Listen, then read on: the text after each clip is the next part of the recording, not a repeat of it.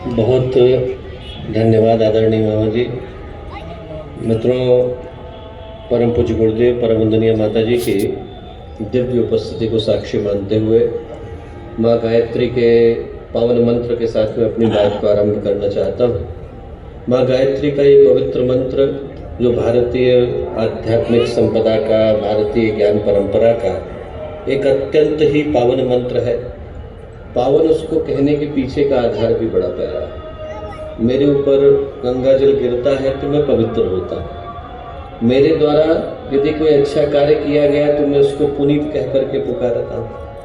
पर जब पूरा का पूरा व्यक्तित्व ही पवित्र हो जाए तो उसको भारतीय शास्त्र पावन कह करके पुकारते हैं। जब महर्षि याज्ञवल्क्य ने गायत्री माता की अभ्यर्थना करी तो उनके मुंह से निकला, गायत्री वेद जननी गायत्री पापनाशनी गायत्र्यास्तु परमनास्ति दिव्य चैव च पावन। पूरे व्यक्तित्व को देवताओं की तरह से पावन बना देने वाली, उन सारे के सारे पापों का नाश करने वाली, उन सारे के सारे कुकर्मों का, कुकृत्यों का नाश करने वाली, जो हमारे जीवन को अंधकार की ओर, पाप की ओर, पतन की ओर, पराभव की ओर लेकर के जाते हैं, उस गहरे अंधकार के मध्य से जीवन के प्रकाश को लेकर के ऊपर उठने वाली जो शक्ति है, उनको भारतीय शास्त्रों ने माँ गायत्री कह करके पुकारा। और वो पुकारने के पीछे का कारण बड़ा प्यारा है। पुकारने के पीछे का कारण ये है कि हमारा जीवन जाने अनजाने, चाहे अनचाहे, पता भी हो न भी पता हो, पर ऐसे बंधनों से जकड़ा हुआ है जो हमारे जीवन की गति को पूरी तरह से नष्ट करके बैठ जाते हैं। बंधन हमारा मन ही तो बंधन, मन एवं मनुष्याणाम कारणम बंधन मोक्ष।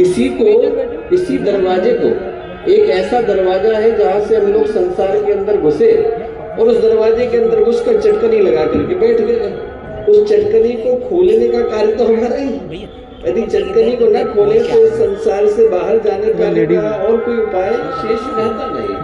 उन बंधनों से मुक्त करने का मार्ग माँ गायत्री का ये पवन मार्ग दिखाता है। ये दिखाता है कि हमारे जीवन के अंदर जो सुखद, सौभाग्यशाली, दिव्य, पवित्र, महान संभावनाएं हैं, उस ओर बढ़ चलने का साहस, संकल्प हमारे लिए विकसित हो सके। एक व्यक्ति की कथा आती है, रेगिस्तान के मध्य से अपने 100 ऊँटों को लेकर के जा रहा था। रास्ते में थक गया तो एक जगह पर विश्राम करने के लिए रुका, ठहरा। जैसे ही ठहरा तो उस जगह पर सराय पर उसने सारे ऊँटों को बांधना शुरू करा।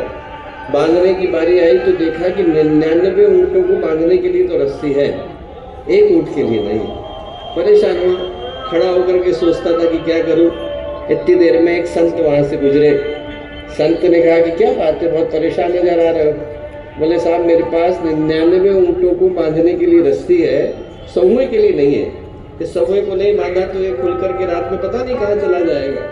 तो संत बोले, रस्सी तुम्हारे पास नहीं है, तुमको पता है, मुझको पता है, ऊँट को थोड़ा ही पता है। उन्होंने कहा इसका क्या मतलब। उनने उसकी गर्दन नीचे करी, बांधने का अभिनय किया और उसको खंभे से बांधा। जैसे ही बांधने का अभिनय किया वैसे ही ऊँट को लगा कि बंध गया, आराम से एक जगह पर खड़ा हो गया। उन्होंने कहा जाकर के चैन से सो। सुबह का वक्त हुआ, खुश होकर के आया, उसने सारे ऊँटों को खोलना शुरू करा। 99 के 99 खुल गए, वो वाला नहीं खुला जो नकली बंधन से बंधा हुआ था। प्यार कर लिया, पुचकार लिया, धक्का दे लिया, डंडा मार लिया, अपनी जगह से हिलने को तैयार नहीं। माया का बंधन है, उसी बंधन से हम लोग बंधे हुए हैं। नकली बंधन से जैसे वो ऊँट बंधा वैसे इंसान बंधा हुआ है। संत के पास गया घबरा करके कि क्या करना चाहिए। संत बोले, बेटा वो नकली बंधन से बंधा है, तुझको पता है, मुझको पता है, ऊँट को थोड़ी पता है। उनने दोबारा से उसकी गर्दन नीचे करी, खोलने का अभिनय किया। जैसे ही ऊँट को लगा कि मैं खुला, वैसे ही चला। हम लोग जो है वैसे ही बंधनों से बंधे हुए हैं। माया के बंधन है। अपना ही हाथ बंदर जो है घड़े के अंदर दे करके बैठ जाता है और परेशान होता है कि मेरी मुट्ठी को कौन खोलेगा। वैसे ही संसार से बंधने वाले हम, तो खोलने की जिम्मेवारी किसकी, हमारी ही तो है। जिन बंधनों से बंधे हुए हैं उनसे मुक्ति का मार्ग गायत्री का ये पवन मंत्र दिखाता है। इसीलिए शास्त्र कहते हैं, गाताराम त्रायते स्मात् गायत्री तेने गीयते। जिसका गान सुनने मात्र से व्यक्ति भवसागर से पार हो जाता है, उस शक्ति का आवाहन करते हैं, एक ही प्रार्थना करते हैं, एक ही स्तुति का आधार है कि हमारा जीवन शुभ की ओर, मंगल की ओर, कल्याण की ओर, प्रकाश की ओर, ऊंचाई की ओर, उच्चता की ओर, उत्कृष्टता की ओर अग्रसर हो। जीवन में वो संभावनाएं जागे जो हमारे जीवन को अपने शीर्ष पर, शिखर पर ले जाकर के प्रतिष्ठित करती है। इस भाव के साथ माँ गायत्री का पावन मंत्र एक बार साथ साथ। ओम